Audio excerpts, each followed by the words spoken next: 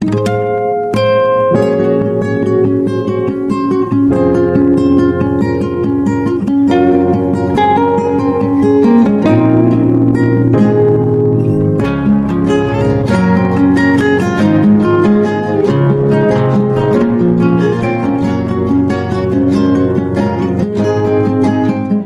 Everyone, welcome to my page signature by সানজি।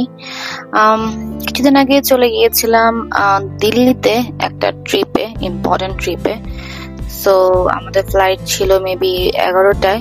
সকাল সকাল চলে গেলাম ফ্লাইটে আমার কিছুক্ষণ আগেই। তো বোর্ডিং টোডিং সব শেষ করে, ইমিগ্রেশন শেষ করে চলে গিয়েছিলাম এমএক্স লাউঞ্জে।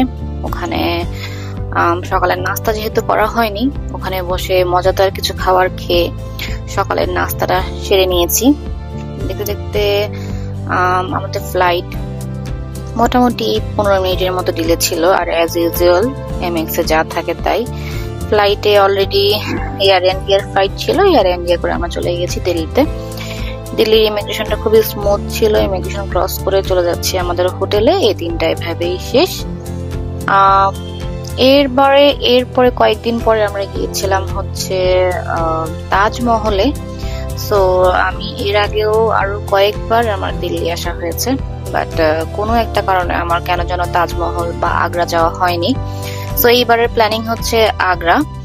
তো আমরা যেদিন পৌঁছেছিলাম ওদিনই আমরা একটা ট্যাক্সি ক্যাব বুক করেছিলাম। আপনারা যেখানেই থাকবেন ওখান থেকেই আমরা পাহাড়গঞ্জ ছিলাম। তো ওখানে অনেক এমন বাঙালি হোটেল আছে, প্লাস আপনার বিভিন্ন ধরনের ট্যুর কোম্পানি গুলো আছে। ওদের কাছে গেলেই ওরা অফার করবে এক একজন এক এক প্রাইস, বাট আপনার কাছে খুব বার্গেনিং করতে হবে, অনেক অনেক বার্গেনিং করতে হবে। তো আমাদেরকে শুরু হয়েছিল 7,000 থেকে, ওখান থেকে কমতে কমতে আমরা 4,000-এ ট্যাক্সি ক্যাবটা বুক করেছি, সিডান। তো আমাদেরটা নিয়েছিল 4,000। আর টাইমিং ছিল, আপনাদের অবশ্যই টাইমিংটা মেনটেন করতে হবে যাতে সকাল সকাল গিয়ে সকাল সকাল ফেরত আসতে পারেন, কারণ অনেক লং একটা ড্রাইভ দিল্লি থেকে। এর মাঝে আমরা একটু ব্রেক দিয়ে সকালের নাস্তাটা করে নিয়েছি। আমাদের যে ড্রাইভার ছিলেন ভাইয়া, উনি আমাদেরকে একটা ঢাবাতে গাড়ি থামিয়ে আমাদেরকে বললো, আপা আপনারা ব্রেকফাস্ট করে নেন। তো আমরা ব্রেকফাস্ট করে আবার রওনা দিলাম। আর দিল্লির গরমের ব্যাপারে কি বলবো, আমরা গিয়েছিলাম সেপ্টেম্বরে। তো ওই সময় তো ওয়েদার ছিল 44, ফিলস লাইক 47, জাস্ট স্কিন পুড়ে যাচ্ছিল। আমরা প্রায় 3-4 শেড ডাউন হয়ে গিয়েছিলাম যখন আমরা গিয়েছিলাম।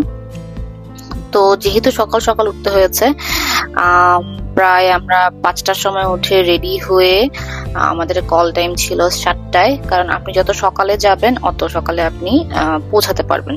আর এখানে পৌঁছে আমাদের ড্রাইভার ভাই আমাদেরকে বলে দিয়েছে ওখান থেকে 10 টাকা করে বাগিতে করে আমাদেরকে আগ্রার মেইন গেটে নিয়ে যাবে। এই দেখেন আমাদের চুল টুল বেঁধে আমরা পুরা যা রেডি হয়ে এসেছিলাম সব শেষ।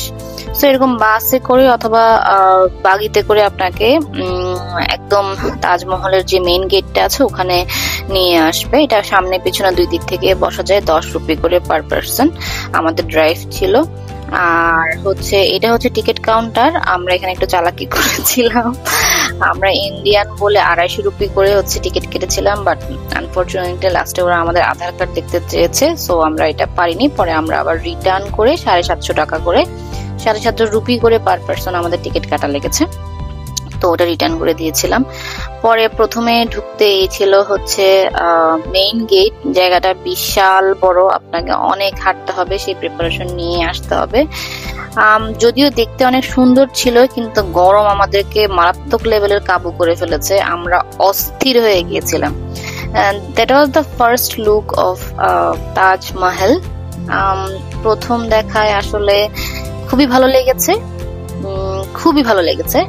কিন্তু সত্যি কথা বলতে যে আমরা যেমন আমাদের বইয়ে বা বিভিন্ন উপন্যাসে বা বিভিন্ন ক্যারেক্টারে পড়েছিলাম যে তাজমহলের মার্বেল গুলো থেকে অনেক সুন্দর আলোর একটা প্রতিফলন হয়, সেটা হয়তোবা মেইনটেনেন্স এর কারণে সেটা হয়তোবা দিন দিন কমে যাচ্ছে, বাট নর্মাল দেখতে অনেক বেশি ভালো লেগেছে। ওখানে আপনারা বিভিন্ন প্রফেশনাল ক্যামেরাম্যান আছে, ওদেরকে দিয়ে আপনারা ফটোশুট করাতে পারবেন। এই ব্যাপারে আপনাদেরকে অনেক অনেক অনেক বার্গেনিং করতে হবে।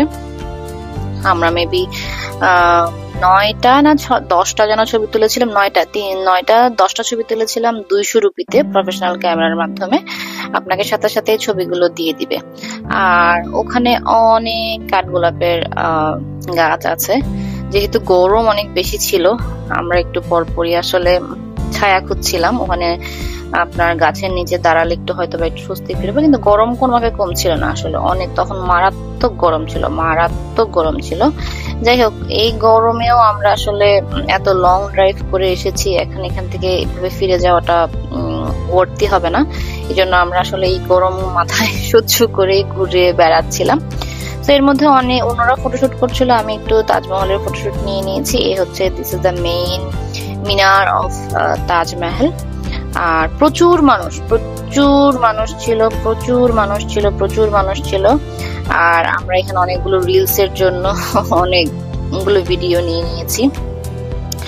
গরমে অস্থির, সকালে হালকা খাওয়া দাওয়া দেখতেই পাচ্ছেন আমাদের ফেস। এরপর আমরা বিভিন্ন ফটোশুট করে আমরা এবারে মিনারের ভিতরে ঢোকার জন্য, ওখানে ছবি তোলা নিষেধ, যার কারণে আমরা ছবি তুলতে পারিনি। এরপরে আমরা কিছুক্ষণ পর আর গরম সহ্য করতে না পেরে, আমাদের যদিও ছিল অনেক পরে আসার কথা ছিল, আমরা প্রায় 2-3 ঘন্টার মধ্যে আমরা আবার রওনা করেছি। So main attraction was the road actually.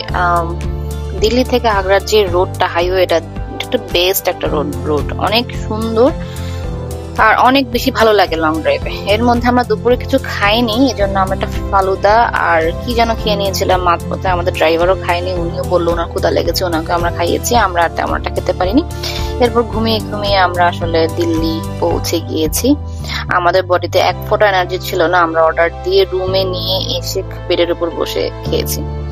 আর এটা ছিল আমাদের তার পরের দিন, সবই ইন্ডিয়ান ফুডই খাওয়া হচ্ছে আমাদের। এটা ছিল কি যেন রাজমা চাওয়াল সামথিং, আমরা হচ্ছে পরোটা দিয়ে খেয়েছি। আজকে আমাদের প্ল্যানিং হচ্ছে আমরা একটু ঘুরে বেড়াবো, রুম অ্যারাউন্ড করবো দিল্লি শহরটাকে।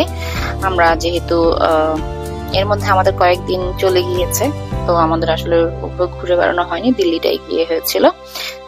দিল্লির তাজমহলটাতে আসলে যাওয়া হয়েছিল। তো আমি এখানে শেয়ার করছি আমার কি আমরা এক্সপিরিয়েন্স করেছি, কি ছিল। আপনাদের কিছু জানার থাকলে আমাকে জানাবেন, আমি বলে দিব আমরা আসলে কি করেছি, সেটাই আমি এখানে তুলে ধরছি। আর যেহেতু আমি মেমোরি রাখতে অনেক পছন্দ করি, অনেক সময় ফোনের গ্যালারি অনেক ভরে যায়, অনেক ক্লিপ ডিলিট করে দিতে হয়, সেটার জন্য আমি ব্লগ আকারে আসলে বা ভিডিও আকারেও আপলোড করে রাখি। ঠিক আছে, ওকে। এরপরে আমরা অনেক ঘুরলাম, একদিন মেট্রোতে চড়লাম। মেট্রো রাইডটা অনেক ভালো ছিল, ওদের মেট্রোটা আমাদের যে আরেকটু আপগ্রেডেড, ভালো লেগেছে ওদের মেট্রো জার্নিটা। এরপরেও যে দূর থেকে ইন্ডিয়া গেট দেখা যাচ্ছে যেদিন আমরা ঘুরছিলাম, তো ওখানেও যাওয়ার আমাদের প্ল্যানিং আছে। আমি হয়তো বা 2-3টা পার্ট দিয়ে হচ্ছে ব্লগটা আপলোড করব। তো এই যে মেট্রো রেলের এক্সপিরিয়েন্স, ওদের মেট্রো রেল থেকে কিভাবে কি, এখানে 5 মিনিট অন্তরই আসলে মেট্রো আসা যাওয়া করে, তো আমরা মেট্রোতেও চড়ে এক্সপিরিয়েন্স নিয়েছি। এরপরে চলে গিয়েছিলাম খেতে, আমরা অনেক খাওয়া দাওয়া করেছি, ফ্রাইস খেয়েছি। এরপর চলে গিয়েছিলাম দিল্লির অনেক সুন্দর একটা জায়গা সিপি রোডে, ওখানে হচ্ছে ওদের বিল্ডিং গুলো, ব্রিটিশ আমলের যে বিল্ডিং গুলো দেখতে অনেক বেশি সুন্দর।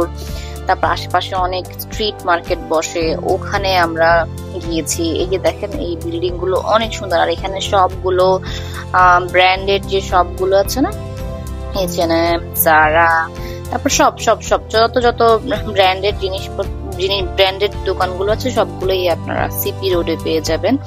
আর এখানে আমরা বেসিক্যালি এসেছিলাম হচ্ছে শ্রীলেদারের একটি ব্রাঞ্চ আছে, হাউস অফ এসএল, ওটাতে আমরা এসেছিলাম। ওখানে আমরা বিভিন্ন স্যান্ডেলস, ব্যাগস এসব কেনার জন্য।